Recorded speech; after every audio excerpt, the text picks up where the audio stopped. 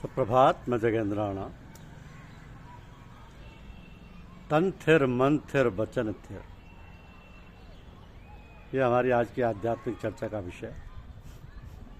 तन थिर मन थिर वचन थिर। हम मनुष्यों की प्रकृति 3 गुणों से मिलकर बनी, सतोगुण, रजोगुण और तमोगुण। ये तीनों सबके अंदर हैं, लेकिन भिन्न भिन्न अनुपात में। मन इन 3 गुणों के कारण अति चंचल है। शरीर, मन और प्राण में मन बीच की कड़ी है। हम 24 घंटों में इन तीनों में आते जाते रहते हैं। मन ही हमें शरीर में लाता और मन ही प्राण में भी ले जाता है। मन एवं मनुष्यानाम कारणम बंधो मोक्षियो। यह मन माया का प्रतिनिधि है और अति चंचल है।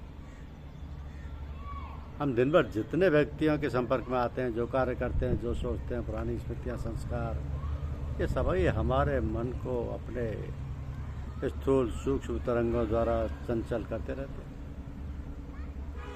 माया नहीं चाहती है कि आपकी सूरत या प्राण शब्द व प्रकाश में जाए। ये मन चतुष्ट दिखलाई नहीं देते, इसलिए समझ से परे और नियंत्रण में भी नहीं। संतों ने इस मन का स्वरूप पहचाना है। ये मन त्रिगुण का मेल है, अतः ये त्रिगुणात्मक का मेल मन हमारे वश में रहे, इसके लिए संतों ने इसकी काट के 3 युक्तियां बताई: सुमरन, ध्यान और भजन। सुमिरन, ध्यान और भजन। अब चूंकि तीनों गुण सबके अंदर है, इसलिए तीनों सुमिरन, ध्यान और भजन सबके लिए हैं। संतों की इस खोज की विशेषता यह है कि मनुष्य चाहे किसी भी प्रकृति का हो, उसका काम इन तीनों से अवश्य बन जाता है। हाथी अंकुश से बस में आता है, घोड़ा लगाम से बस में आता है, मगर ये अति चंचल मन किसी प्रकार काबू में नहीं आता है। संतों ने खोज की और खोज का सरल तरीका आप हम जैसे साधकों को बताया। यह सुमिरन, ध्यान एवं भजन मन को एकाग्र करने के लिए, नियंत्रण में रखने के लिए है। यानी मन शांत होने पर, मन को उलटने पर सूरत शब्द सुनती है और प्रकाश देखती है। सतलोक के आगे जहाँ सूरत का गम नहीं है, वहाँ निरज साक्षी और निराकार का अनुभव करती है। ऐसा एक पल भर लंबे जीवन से बेहतर है। एक पल लंबे जीवन से बेहतर है कि साधना पथ में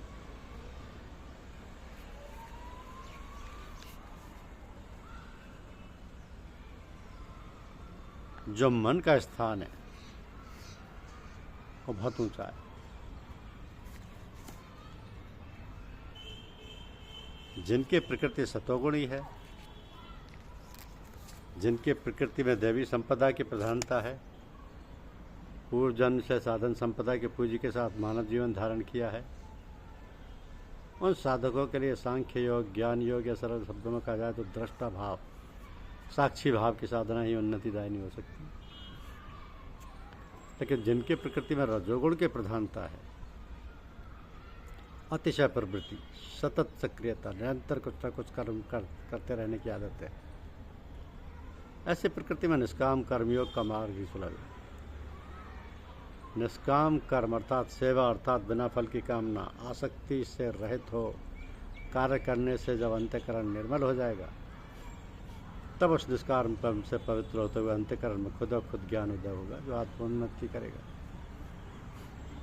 तो जो मानव चेतना कभी सतोगुण की प्रधानता में दिखती है, तो फिर कभी रजोगुण की बढ़त लिए उपस्थित होती है, अर्थात सतोगुण रजोगुण में ही विचरण करती रहती है। ऐसी चेतना के लिए ध्यान योग व आंतरिक अभ्यास या सूरत शब्द योग, सूरत प्रकाश योग की साधना ही उपयुक्त होती है।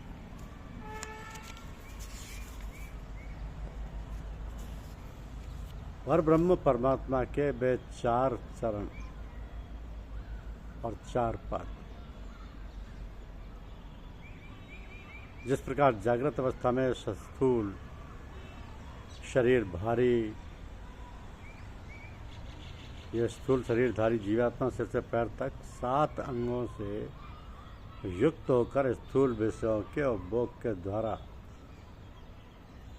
रूप 10 इंद्रिय, 5 प्राण और 4 अंतःकरण, इस प्रकार इन 19 मुखों से विषयों का उपभोग करता है। कैसे? 10 इंद्रिय, 5 तो कर्मेंद्रियां, 5 ज्ञानेंद्रियां,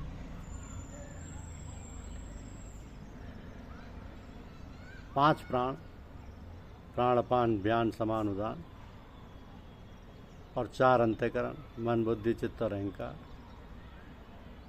इस प्रकार इन 19 मुखों से विषयों का उपभोग करता है और इन 19 उपकरणों के माध्यम से संसार की समझ बूझ रखता है। उसी प्रकार 7 लोग भू भुव स्व मैं जन तप सत्य रूप 7 अंगों और समिष्ट इंद्रिय प्राण और अंतःकरण, इस प्रकार 19 मुखों से युक्त इस स्थूल जगत रूप शरीर का जो आत्मा जो संपूर्ण देवता पितृ मनुष्य आदि समस्त प्राणियों का प्रेरक और स्वामी होने के कारण इस स्थूल जगत का ज्ञाता और भोक्ता है, जिसके प्राकट्य इस बाहरी स्थूल जगत के रूप में हो रहा है, वह सर्वरूप वैश्वानर उन पूर्ण ब्रह्म परमात्मा का पहला पाद है। तो विश्व अर्थात बहुत भी हो और नर भी हो, उसे वैश्वानर कहते हैं। इस व्याख्या के अनुसार यह स्थूल जगत ही उस परमात्मा का शरीर है। ऐसे सर्वरूप विश्वरूप परमेश्वर को ही यह वैश्वानर कहा गया। सर्वरूप तो ह्यूमन कबहू तुम्हें ना लाग्यो, ज्यों छल छाड़ स्वभाव निरंतर रहत विषय निराग्यो। ह्यूमन कबहू तुम्हें ना लाग्यो। मन कहाँ लगता है? मन तो उड़ान भरता है। मन को नियंत्रण में करना आवश्यक है और सद्गुरु कृपा से ही मन शुद्ध होता है। मन का सूक्ष्म मल साधन से दूर होता है, सद्गुरु कृपा से दूर होता है। मन में 2 प्रकार का मल है, स्थूल और सूक्ष्म। मन 2 प्रकार का माना है, स्थूल मन और सूक्ष्म मन।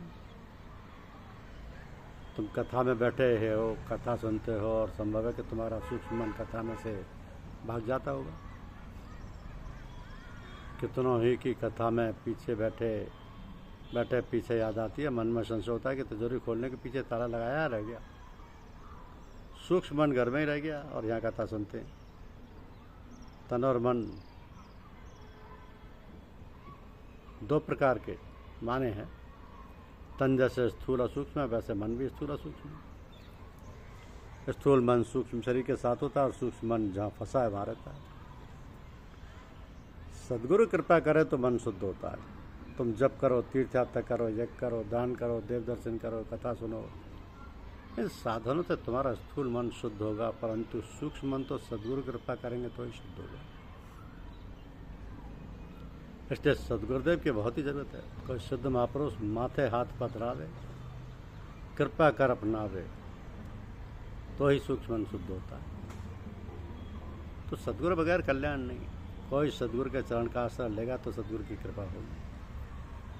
सदगुरु कृपा करेंगे तो मन बुद्धि में रहने वाली वासना जाएगी, मन बुद्धि शुद्ध होगी। मन बुद्धि के अंदर का मल संत सेवा बगैर जाता नहीं। मन पर सत्संग का सेवा का अंकुश रखो, बुद्धि को किसी संत के चरणों में रखो। बुद्धि का परमात्मा के साथ परिणय ना हो तब तक उसे किसी संत के साथ परिणय करा दो, किसी संत के अधीन रहो तो मन बुद्धि शुद्ध होंगे।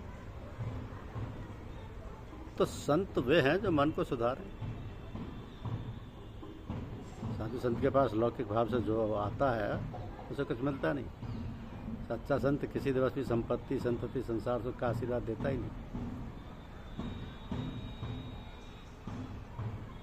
मन को सुधार। जो शिष्य के मन का सुधार कर शिष्य को सुखी करे वही सद्गुरु।